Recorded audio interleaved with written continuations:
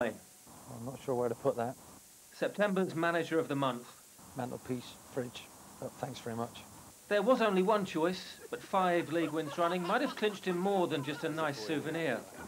Did you feel, though, that if you hadn't have got a run together, that your job would have gone? I feel that now. You're never safe.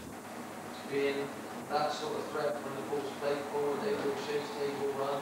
We're organising ourselves to make sure that we're absolutely... 4 weeks ago, a Monaco-based consortium bought a 10% stake in Q.P.R. Their frontman, the World Cup winning captain, Dunga. Many reckoned Ian Holloway was done for.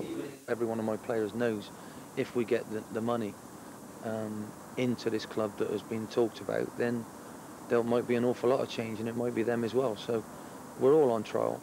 Look at Craig David! The talk of the manager might be getting replaced, and I think the lads have stuck together and got a few wins for the gaffer, because we would hate to see him leave. Look, it's just sort of allied carpets, I think. I ain't done it today. We haven't lost since he's had that done. If I had it, I would have it just like that. It's a togetherness that we've got and that we've built, and it takes a long time to put together, and it takes 5 seconds to knock it down. Right, I'm off to work. After the champagne stuff of September, October's first assignment was a sobering trip to Stoke. Just 1 place behind, and well aware they could also go top of the championship with a win.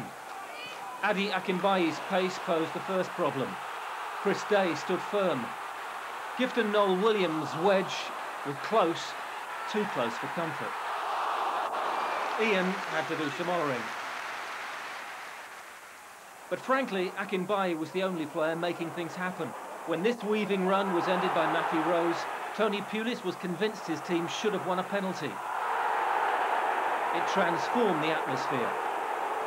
If Stoke were angry, 90 seconds later they were livid when Mark Bircham crumbled under Gerry Taggart's challenge. Far too theatrically, Stoke felt.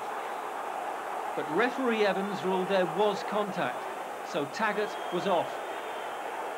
Only after trying to carry on the dispute as he left the field. Bedlam. It took the referee 4 minutes to regain control and restart the action. An ugly afternoon had turned nasty, exploding in the tunnel again at half-time. Stewards had to step in to stop more fighting.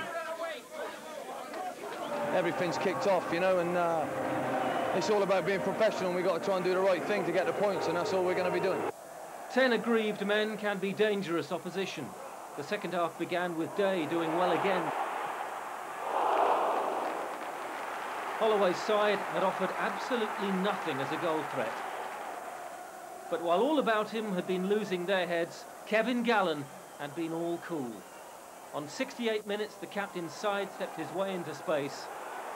First shot on target, 1-0.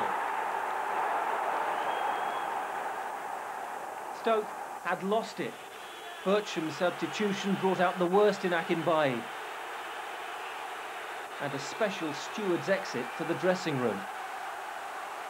The FA can expect an extra large report from the referee on events on and off the pitch, all of which has rather overshadowed Q.P.R's best run of results in 20 years. I felt my team in the second half showed great discipline. That's why we got the result. We didn't get goaded. We managed to keep our mind on the ball. That's what you've got to do, and we ended up putting it in their net once, and they didn't in ours. So we got the 3 points, simple as that. Reading went into this